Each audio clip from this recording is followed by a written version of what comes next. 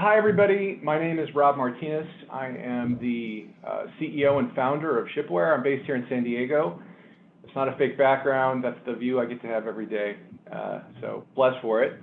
But I'm also blessed to be able to speak to this group today here at Home Delivery World. I'd also like to invite our panelists. We have 3 panelists besides myself to introduce themselves and talk a little bit about their company and some of the things you're going through from a very high level, and we'll get into some conversation. But let's start with you, Nick. If you just introduce yourself and your company and maybe some of the things that you plan on addressing today. Hi there, my name's Nick McQuigan. I'm with ASOS.com, which is a pure play online fashion retailer based out of the UK. However, I'm based in the US and sort of lead up our development here in the US from a contract logistics point of view and growing our infrastructure.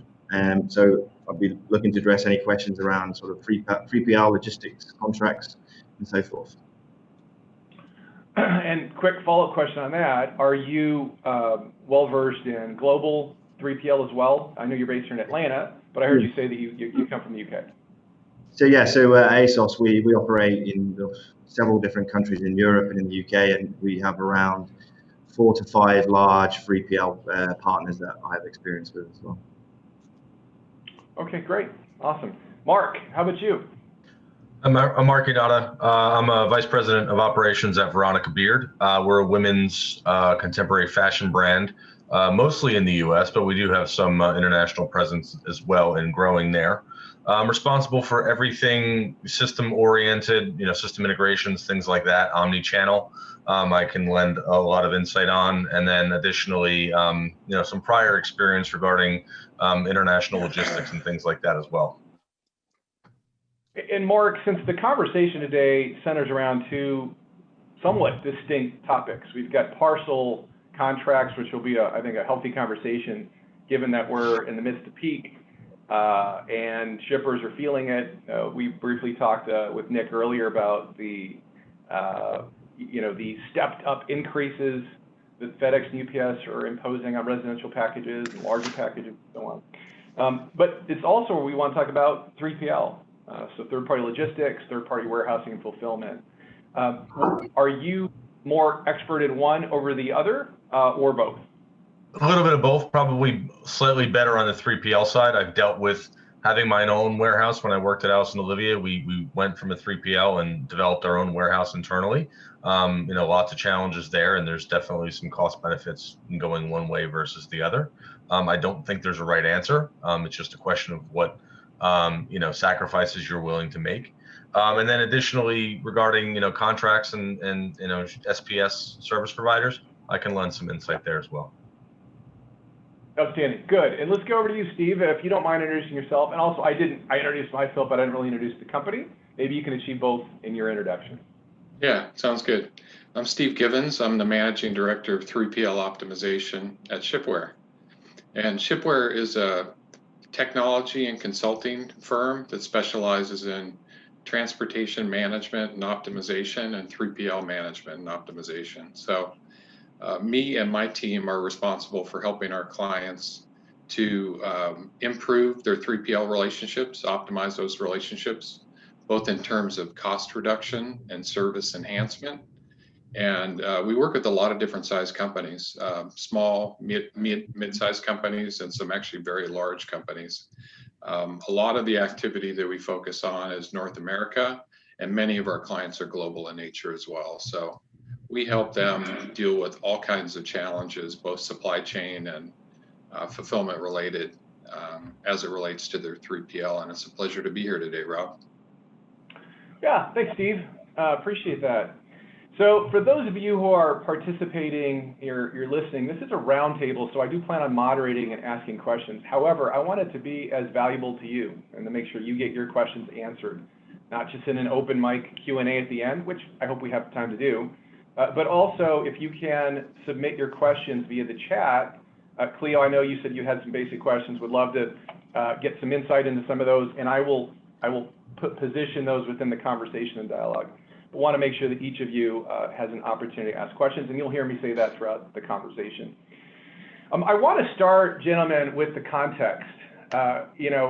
Given the global pandemic, we didn't expect to see this change in parcel volumes and subsequent 3PL and other capacity constraints. But as you all know, FedEx and UPS are already experiencing peak-like volumes just because of the pandemic. As many of us, no longer work in the office, but we work from home, and the desire to stay away from malls and retail establishments for some people, fear of COVID and all those kinds of things, social distancing, people are ordering online. And that explosion of volume has had an amazing impact on both the carrier's ability to serve, right? The demand currently exceeds the supply. They've been very categorical about that. And there have been some estimates that there's going to be a shortfall on parcel as much as 7 million packages a day, meaning the demand is 7.5 million packages a day, greater than the supply, the capacity for these carriers to handle that kind of volume. So obviously that brings up panic, that brings up a lot of concern. We also, the second part of the equation isn't just capacity constraint, but it's cost impact. And Nick, as you were talking about earlier, you're paying more. There's a stepped up amount based on an average of how you do versus your volume back in February. So you might be paying $1, $2, or $3 more per package, and that's just on the residential surcharge when you deliver to the residents. There are many other increases as well. So those are the two things that I think are most concerning on the minds of shippers. So parcel is on the one hand of that. I'd like to know from Mark and Nick, the two retail panelists, have you heard, and what kinds of conversations are you having directly from your parcel carriers with regards to those two topics? Yeah, I've heard a lot actually. Not to, great introduction to the problems and challenges they're facing with the increased volume, but there's a lot of other environmental factors. One, drivers are getting COVID; they're calling out sick. 2, there's wildfires in California, and 3, there's service disruptions down in the Gulf area due to hurricanes, the increased hurricane season. So it's not just the volume; it's also the hamstringing of the supply chain in general, and their ability to get these things delivered.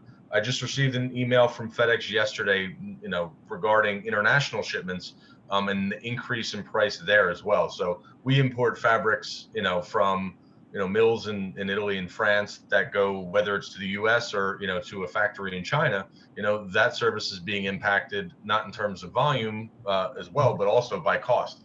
And so we've really had to start looking at our margins.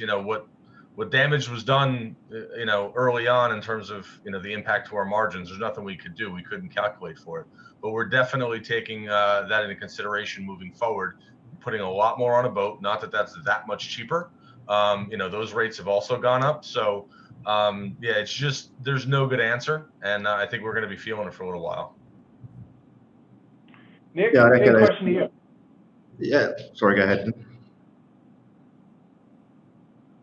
No, I was encouraging you to go next.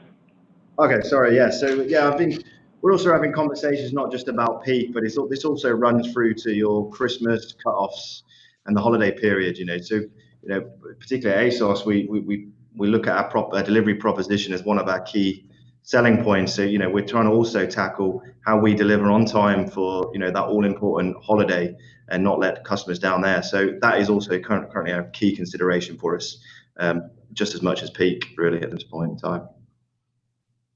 Well, how collaborative are you being with your third-party logistics providers as well as the carriers with anticipation of volumes during the peak season here?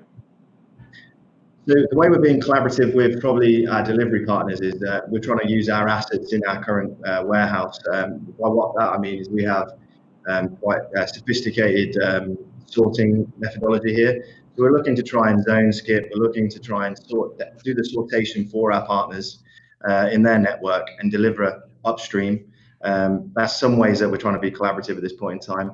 Also, other ways we are looking to our retail partners here at ASOS as well to offer our customers sort of incentives to take a longer delivery period or window and incentivize them through discount or when they come back at a later date. So there's a few ways that we're trying to mitigate some of this.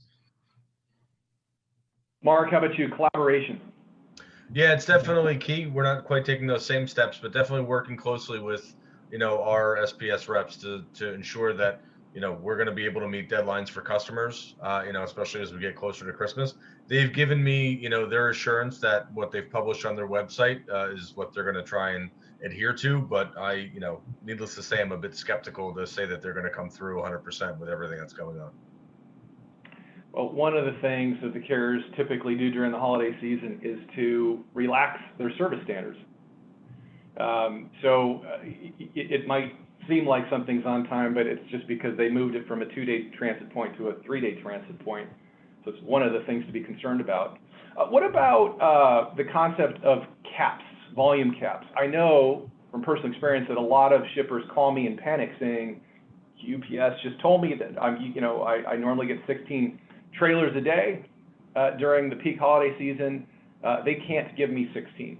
They can give me 10, and they can only give me 3 on the week of Christmas. Have you gotten any of those kinds of conversations about either refusing volume or capping volume? And if so, what have you done about it?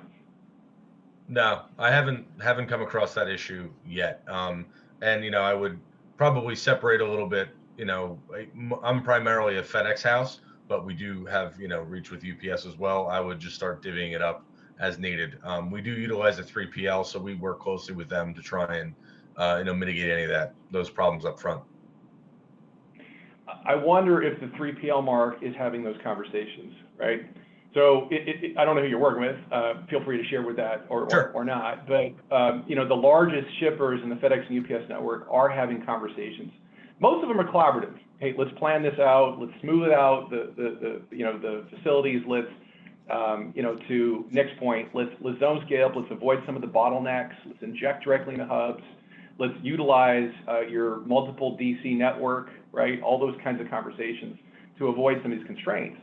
But some shippers are being told, we can't take your volume, including 3PLs, some of the largest 3PLs. If that were to come down, how do you think Veronica Beard would respond to that? Do you have a game plan B in place? Yeah, I think, delivering to some of their service hubs would be the thing we would do. They have some of their own trucks that can help us do that. That's probably the likely course of action. We use Moda Express based in New Jersey, and they have 2 facilities. One is literally down the street from a UPS hub, and the other one, which we're mostly based out of, which is in Wayne, New Jersey, is very close to a FedEx hub. So we're fortunate in that we don't have to go very far to do that, and the cost would be minimal. Okay, that's good. Nick, you? Yeah, I think we haven't had I guess volume cap conversations as such. We've approached this in 2 ways. Is one, we're looking at smaller carriers to take some of our big markets, particularly New York and LA, as a fallback option. But they have put caps on us, so they're not going to take everything we want. So that's one way we're approaching them. We do have, with our network, we are able to optimize orders from other places, particularly from Europe into the US. However, that comes at a high degree of cost. So we haven't got into those conversations, but we're planning for the worst with bringing additional small partners in sort of localized partners, really.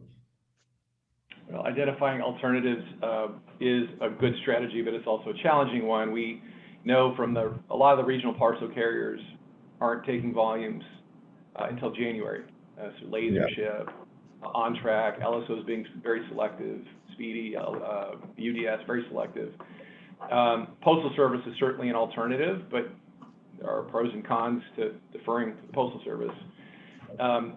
DHL e-commerce has been, refusing to participate in bids that were to some degree. They continue to work with us on some bids, but by and large, they're saying we're over capacity. So that can also be a challenge. Are either of you retail, or are you exclusively e-commerce? We are retail. We have 13 brick and mortar stores currently open, and we have 2 more on the way in the next 6 months or so.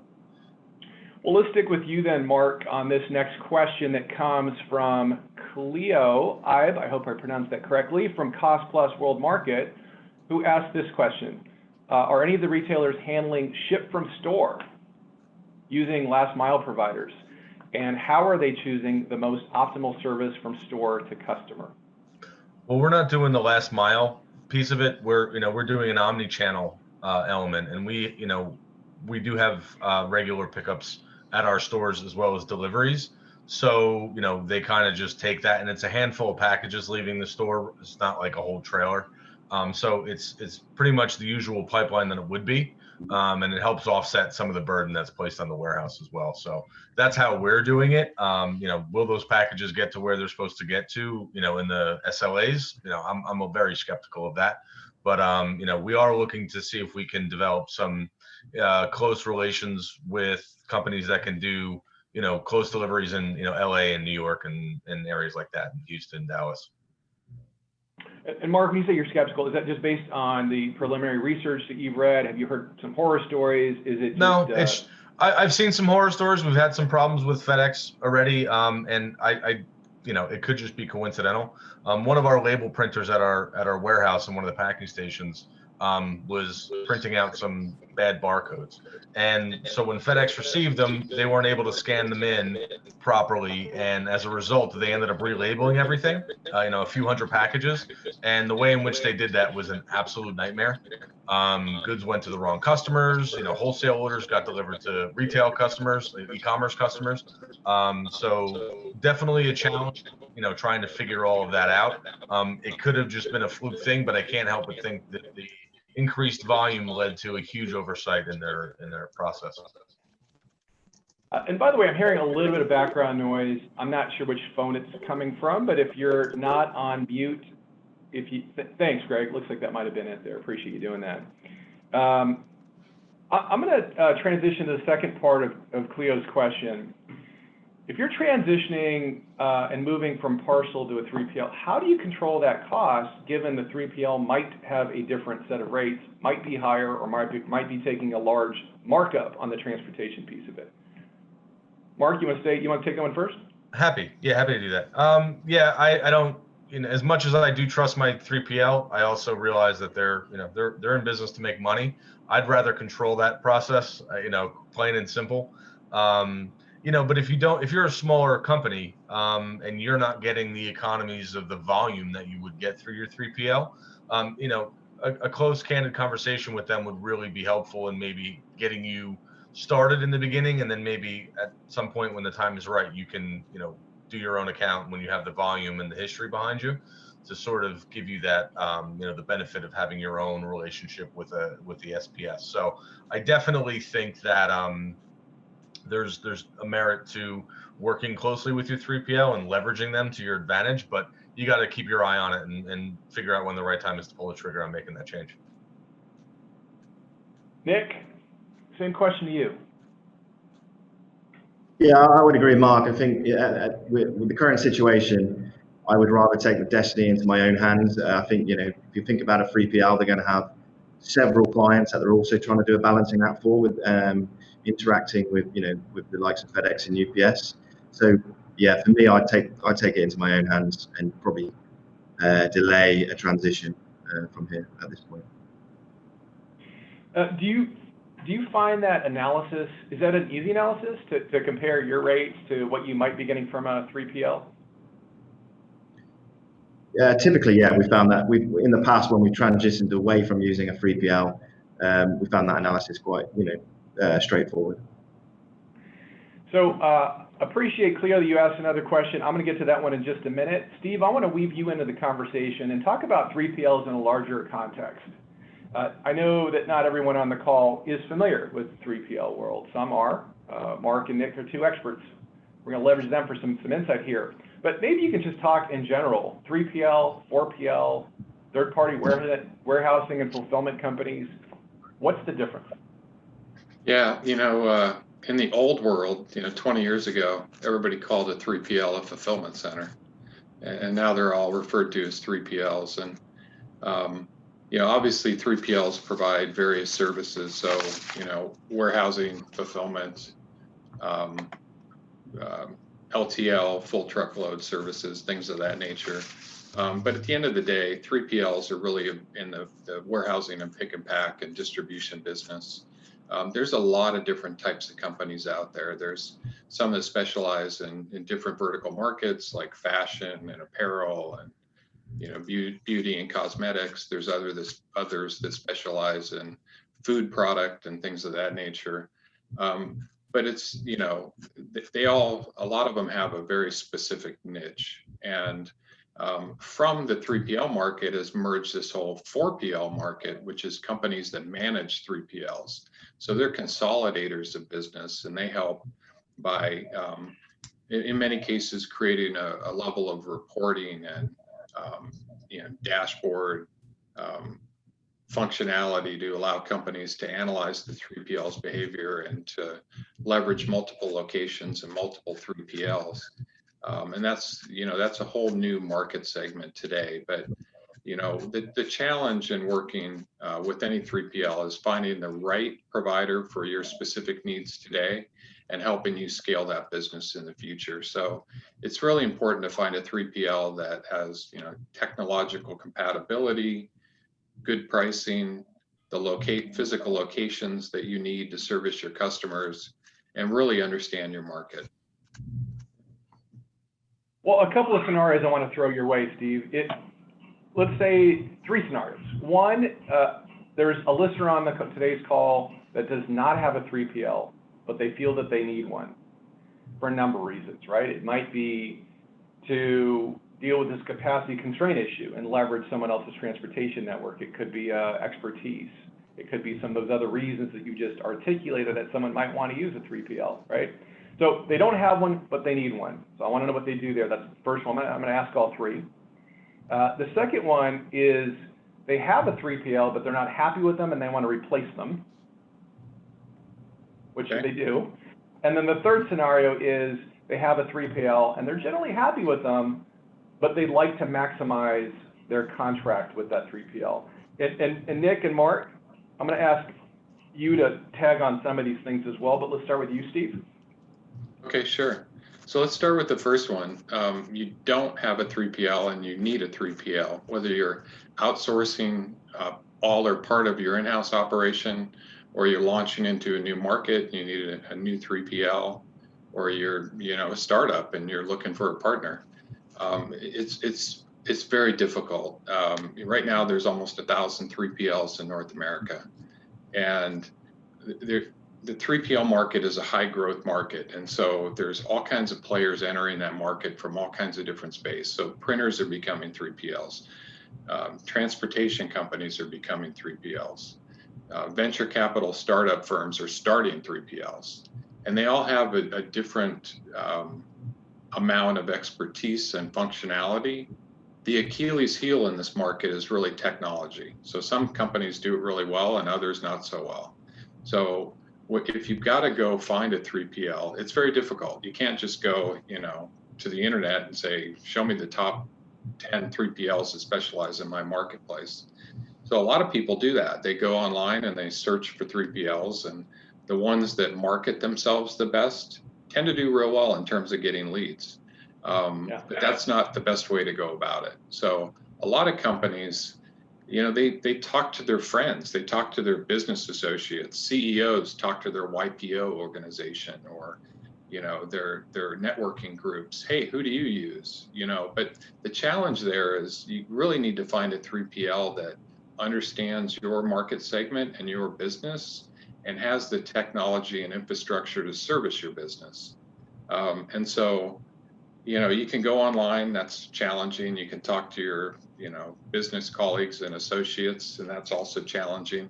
The easiest way to find a good partner is to retain a consultant that really understands the marketplace and can give you objective advice and understands, who the players are, what the options are, what the geographical constraints are, and really help you to weed through that.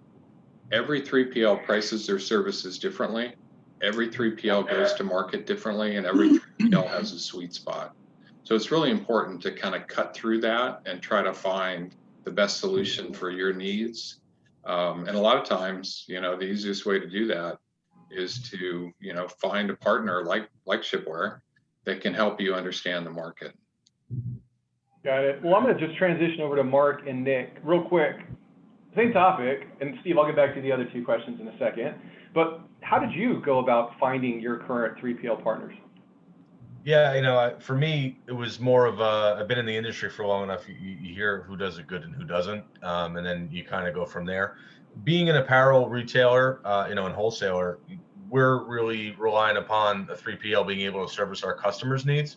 All the special, packaging requirements that we have to do for Neiman's, Nordstrom, and the like, present a whole host of unique challenges. We need someone who has the expertise, who routes these customers on a daily basis. We don't necessarily need to start digging through routing guides and vendor manuals to figure it out. So we really leverage their expertise in that area to help us accomplish our goals. And so I'd say, look towards, talk to your competition, talk to your customers, find out who does it well.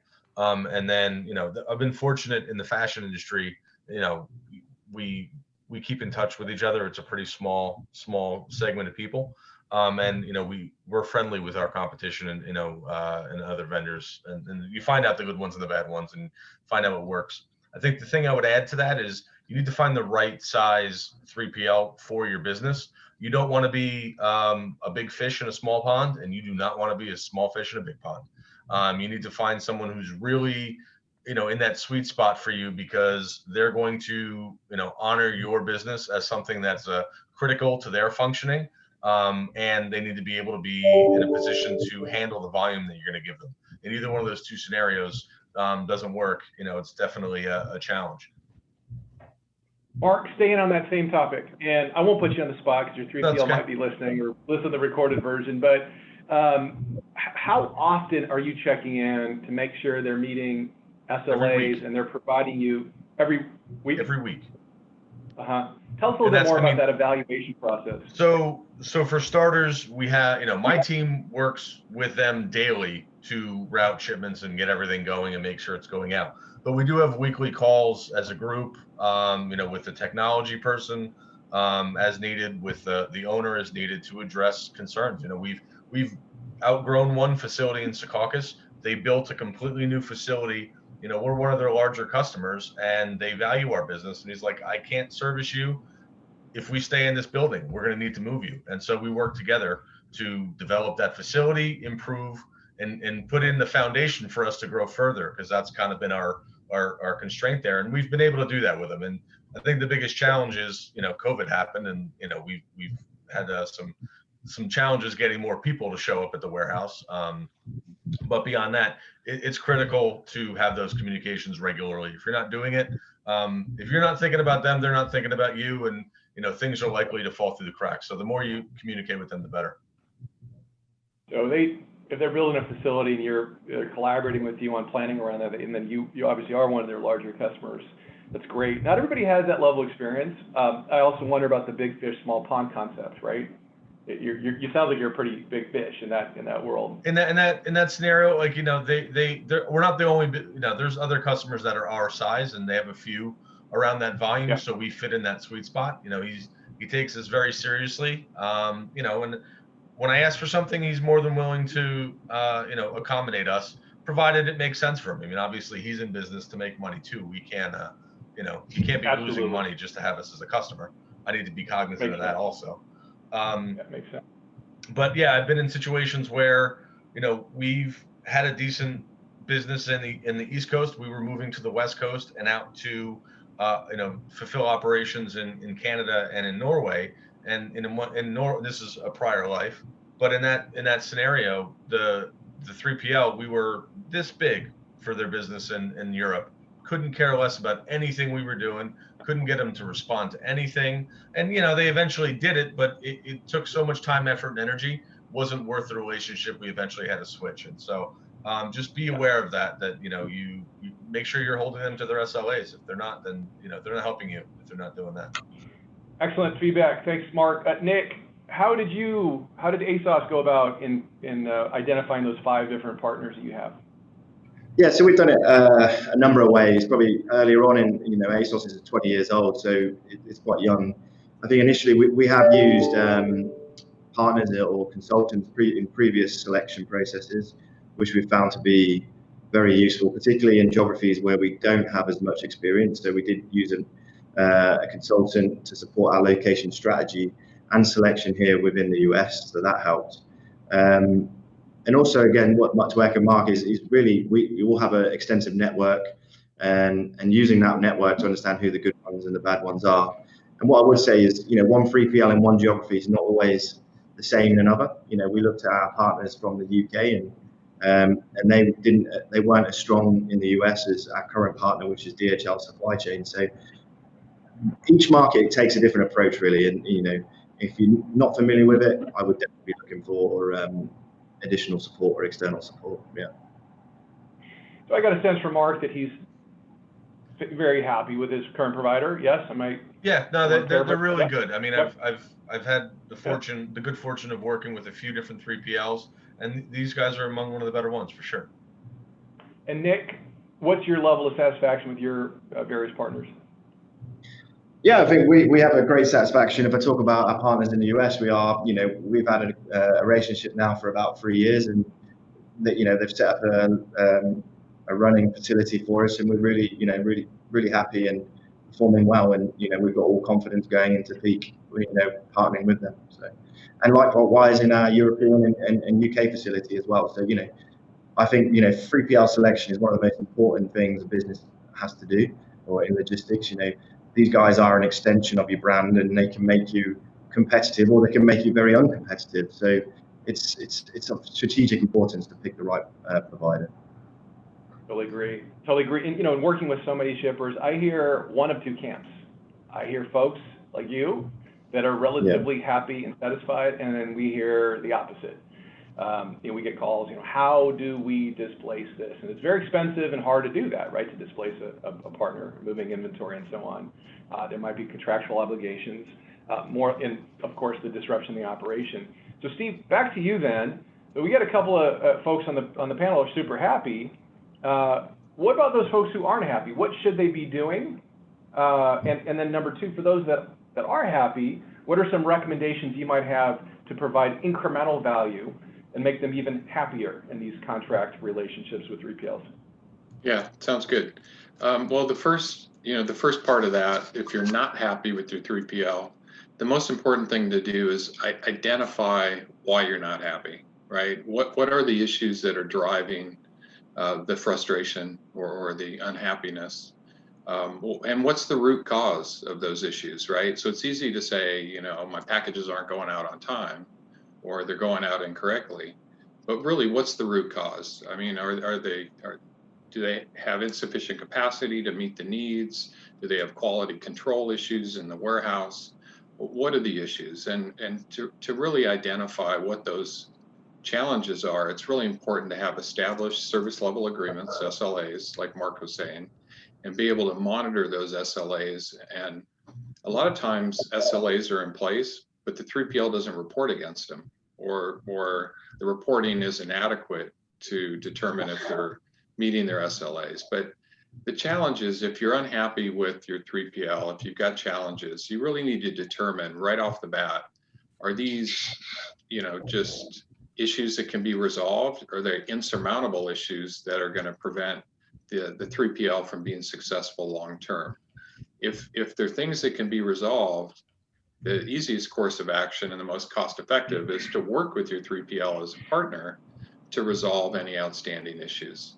If you don't have adequate SLAs, establish the SLAs, get them to report against those, and continue to work. So fixing issues is a work in progress. Like Mark said, he meets with them every single week. If you're having issues, you need to meet with them every single week. And even if you're not having issues, it's probably in your best interest to meet weekly or monthly to review their performance. Well, let me pause you right there. Yeah. Quick question around, I've heard SLAs tossed around a couple of times in the conversation already.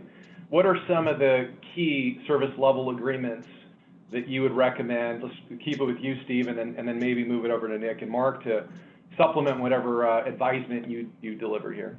Yeah, sounds good.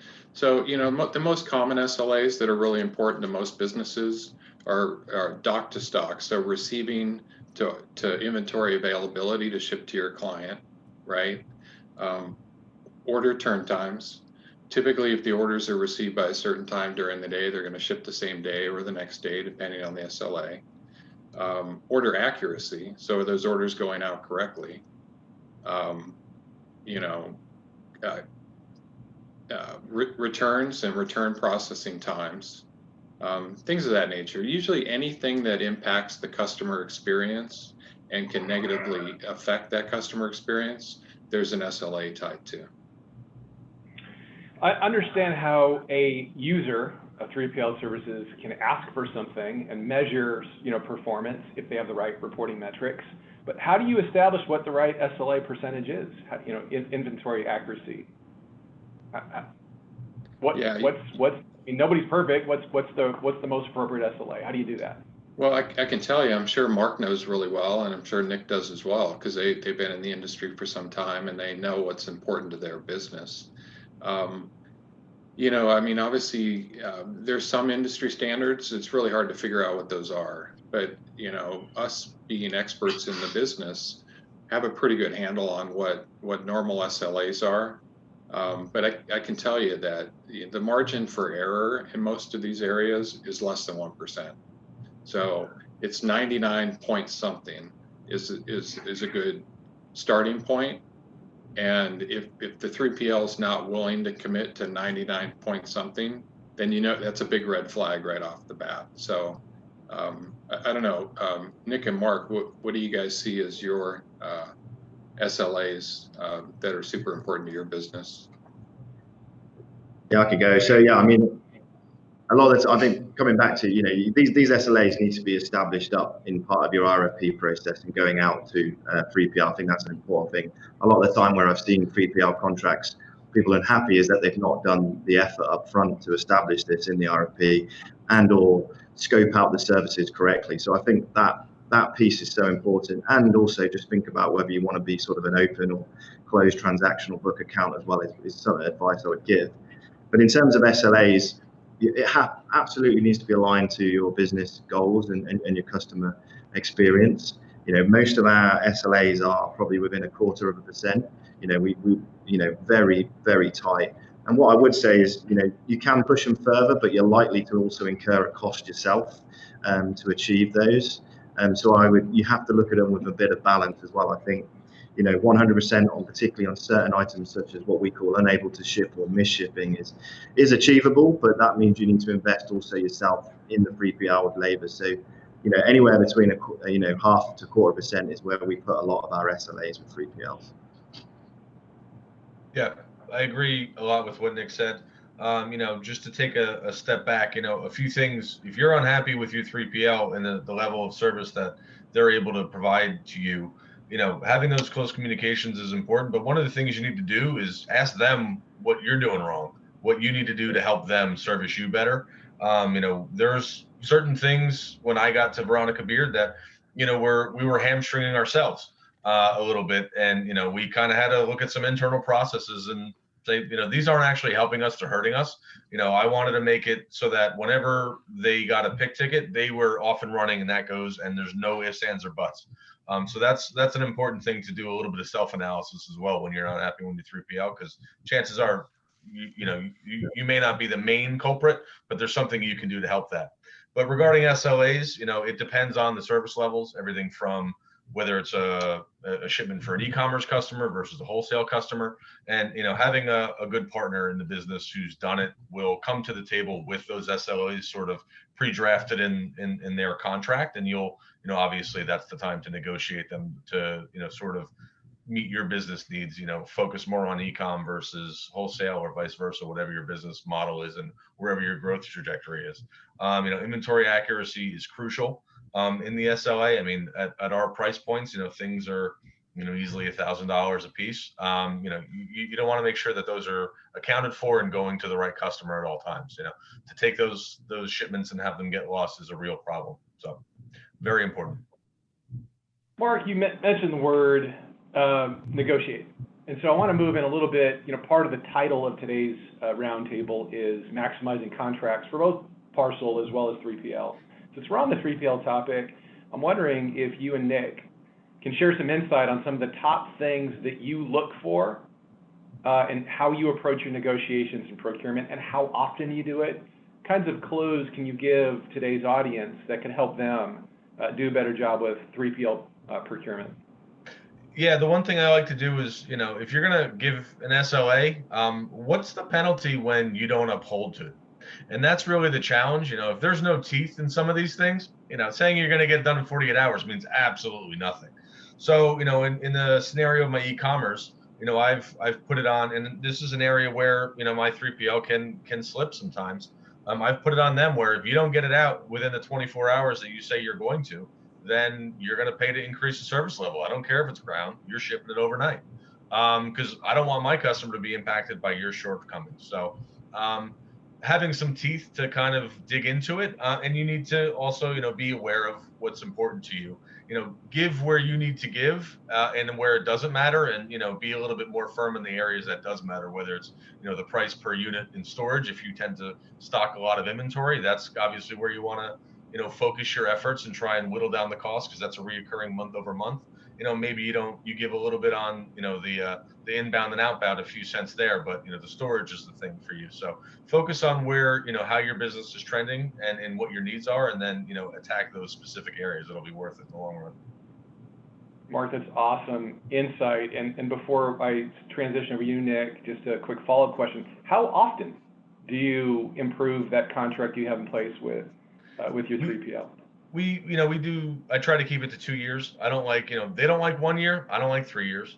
And it's sort of 2 years is a happy medium where, to be honest with you, if I was unhappy with my service and I wanted to leave, it's going to take me 12 months to plan it out anyway.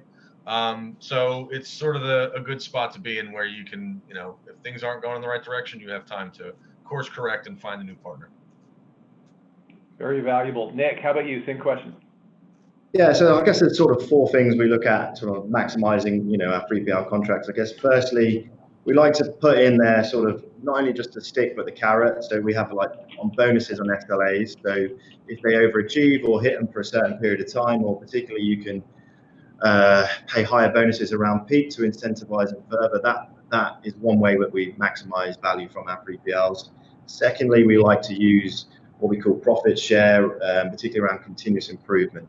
So, if the 3PL comes up with an idea that saves us money or improves quality or the customer experience, we'll share a portion of that profit with them, and we use that across extensively really within our network. Similar to Mark, I'm a big proponent of short-term contracts. That definitely keeps people motivated. I know it's not always available to organizations that are looking to use, I guess, some of their 3PL's capital, so that can be difficult at that point in time. And then also we always use open book as well. So we have the ability to invest or divest in certain processes within the warehouse to improve to improve on quality or reduce costs. So those are the 4 things that we generally use to maximize value with the 3PL. Super valuable feedback, Nick. Thank you. Steve, before we leave 3PL, I want to ask another couple of questions with regards to procurement. And then I want to move to parcel. We have a couple of parcel questions in the chat box that are being sent to me privately. And by the way, those of you on the call, if you have a question, please send me in the chat box your question, and we will get it to these gentlemen on the panel. Appreciate that.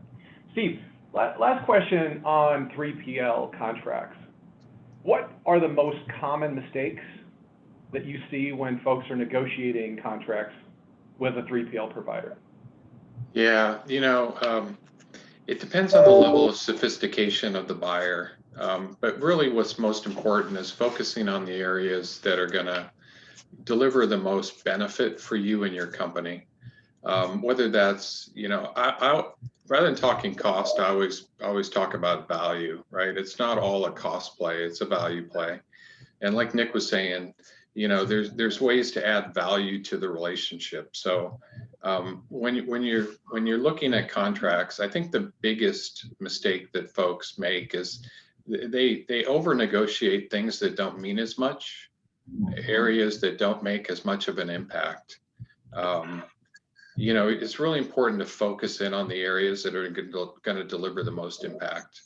And the one in particular that I see a lot is that, typically if you're outsourcing to a 3PL and you're also leveraging their carrier agreement, the freight component is typically going to be 50 to 70% of the cost.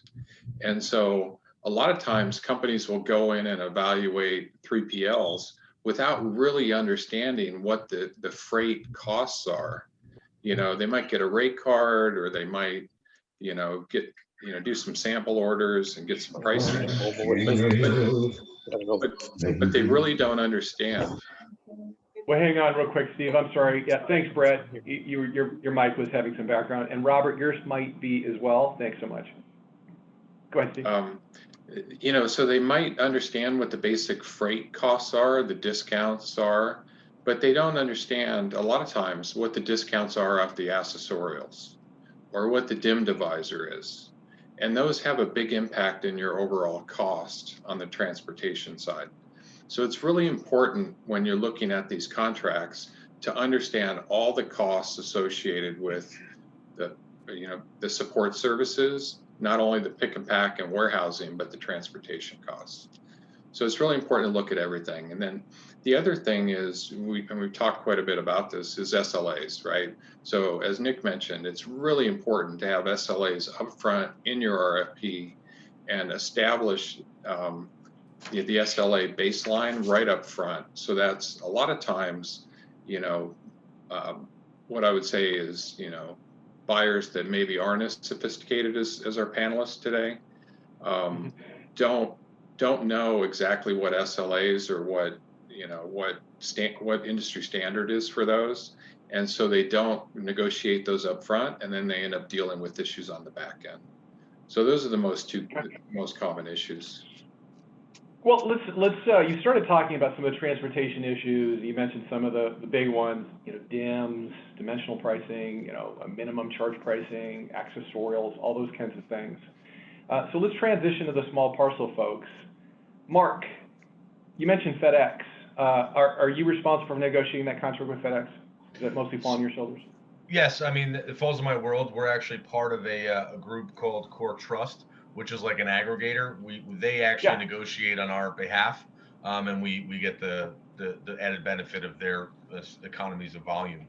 The challenge with that is I can't directly address it, but it's a question we've gone through a few times where we work with them, my rep directly, to say, hey, can you, now that you know what my rates are now, because we've been growing, can you beat those rates? Can we get things added? And so we do that about once a year, where we try and evaluate whether or not it's worth it to make a change to the contract. It's probably a matter of volume, right? Do you have enough volume and the right package characteristics to exceed that GPO, core trust rate that you have in place? So as you continue to grow, you're wise to keep looking at that. How close do you think you are to moving off that contract and onto your own contract?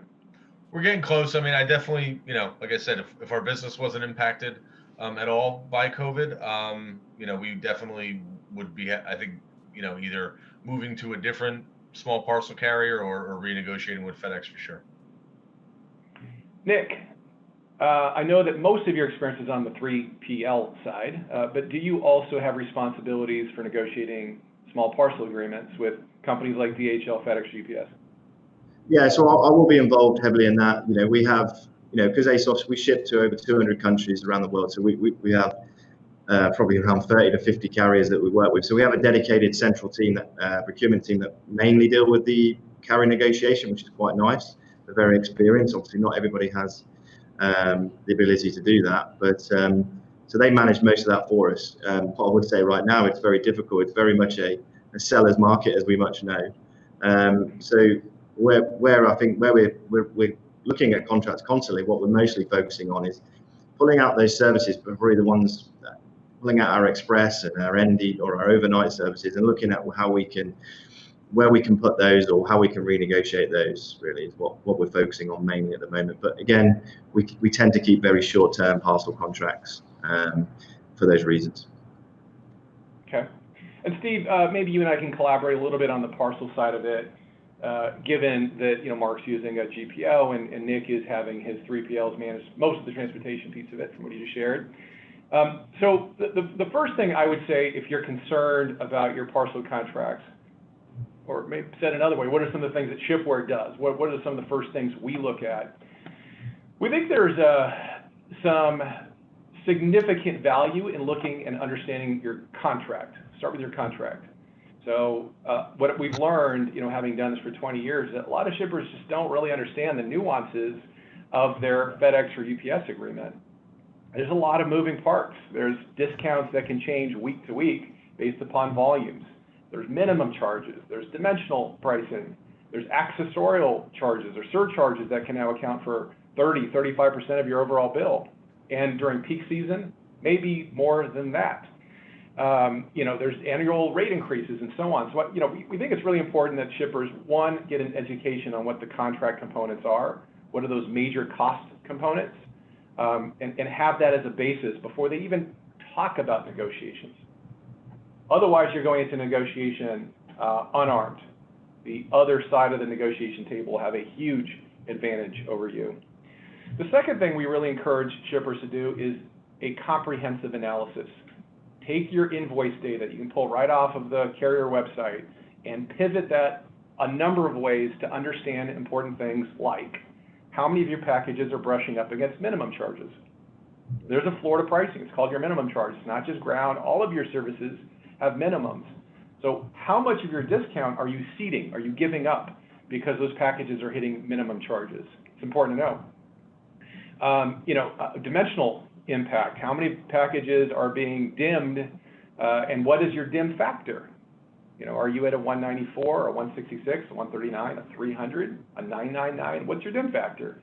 So, and what's the impact of that? And how do different dim factors change that equation?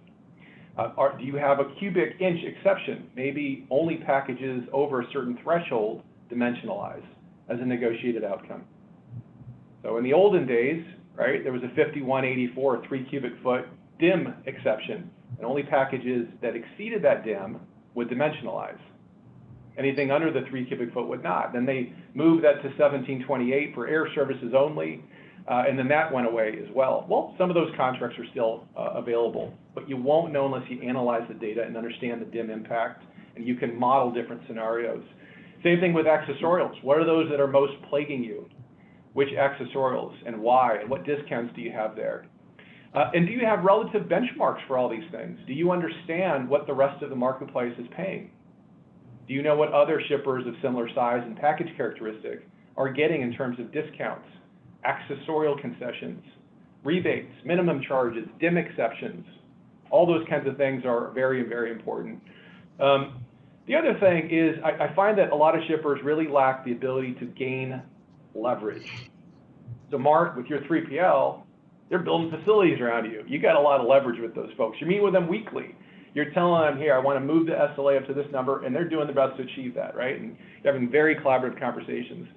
Nick, you as well with the 3PLs. Mark talked about big fish, small pond, or small fish, big pond. Most shippers are small fish in the UPS ecosphere, right? There's very few shippers. There's 25 or so that they would consider, can't lose or extremely valuable customers. The rest of us are somewhat expendable.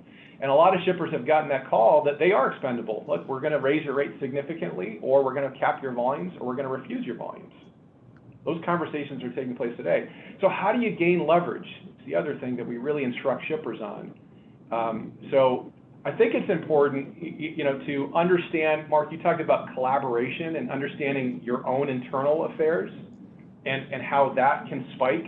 You used it in context to your 3PL relationship, but some of the things that Veronica Beard was doing that, added their cost to serve or it made it impossible for them to hit SLAs and so on. You can do the same thing in the parcel world. Understand those things that you're doing. Are there certain shipments that are spiking your cost profile? Huge oversized shipments. You don't ship them that much, and you do it because marketing's telling you to, or sales and inventory control are telling you to. But you're losing so much money on those shipments because it's costing you so much with large package surcharges and unauthorized fees and additional handling service fees and so on. So understand the favorability. So work collaboratively with your carrier to understand which packages are spiking your cost profile, and you're getting a bad discount or not as optimized of a discount as you can on all of your packages because of a few shipments in your network. Maybe, especially during peak to avoid capacity constraint, you can move to 7-day-a-week or even 6-day-a-week operations if you have the ability to do that. FedEx and UPS are moving packages on weekends. That can help relieve their constraints if they're not having a huge pickup on Mondays from all the carryover on the weekend. You can do sweeps throughout the day if you're large enough. And so they're not coming in with the bottleneck at the end of the day because you're trying to force all those orders out. You're holding up all these packages, right? But they can run sweeps and get those packages in their network throughout the day and in hubs. You can work with their supply chain divisions to overcome or surpass or leapfrog, certain bandwidth constraints in their hub network. You can LTL directly and do some hub injection or zone skip. If one particular part of the country is overwhelmed with freight, use a different DC if you have the ability to do that, especially to get deliveries made locally as much as you can to reduce time in transit and improve your cost equation. So those are just some of the ways that we think you should. Steve, what would you add to that conversation in terms of some strategies shippers can employ to improve their parcel contracts? And then I do want to get to a couple of the questions here. I think you hit on a lot of the big ones. I mean, I think at the end of the day, it's really about understanding not only where your business is today, but where it's going. And like we talked about before, focusing your negotiations on those areas that are going to deliver the most impact. Not the carriers, know where your business is going, where you're expanding, what package characteristics, which product lines are growing the fastest. So, focus your negotiations on those areas that are going to deliver the most impact. And, and work to identify those ahead of the negotiations. So forecasting and projections are super important when you go into negotiations because that's something that only you have and the carriers don't. Well, let me get to one of the questions. I see we only have a minute or two left. Nick, you actually asked a question. Any recommendations on dealing with loss in transit or delays in parcel contracts? Yeah, so lots. One, there's a lot of folks that can manage watching the deliveries for you. We're one of many companies who do that. Shipware is. But if you're not working with an outsourced provider that can audit your freight, might be one recommendation. But that said, both FedEx and UPS offer internal tracking tools, Quantum View for UPS and Insight for FedEx that allow you to manage all of that in your network, including inbound and third-party shipments that are associated with your account. I am very concerned about the holiday service performance. We will be publishing, as we do every year, how the carriers are doing in terms of their on-time service performance. It's not unusual for them to dip from the mid-90s where they're at right now into the 80s and actually below that. So I think it's very important that you communicate with your customers as well, that you talk about the fact that you have proactive shipment notification alerts so they can track their own shipments, that you clearly publish on your website that there's a lot of volume during this 2020 holiday season, and that they should ship as early as they can, is that they should make their orders as early as they can. They should expect delays and so on. Collaborate with customers to pick up from store instead of shipping to the residence. If you consolidate those deliveries and you go to a retail establishment, FedEx and UPS will love that traffic. They'll do a lot better job of getting it delivered because it's a big mass shipment. And then your shippers can come to those retail establishments where they often buy more things once they're on site. So just keep them informed and do the best you can. I see that, Philip, you're giving me we're out of time deal here. So I appreciate Mark, Nick, Steve, your insight was invaluable today. Super appreciative of your efforts. And I thank everybody for attending today's roundtable. Thanks so much.